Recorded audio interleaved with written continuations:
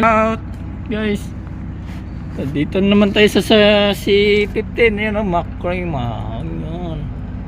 Wah, grabe, halo na yung tubig, umalo na sa makina. Ay, baklas na naman tayo nito ng gasoliner to.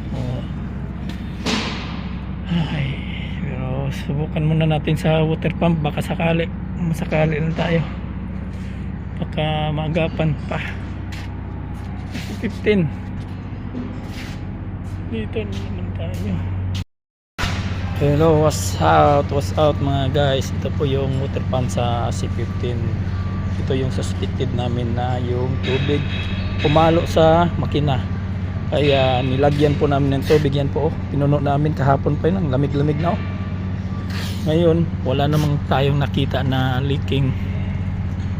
So far so good naman yung natin, yung water pump.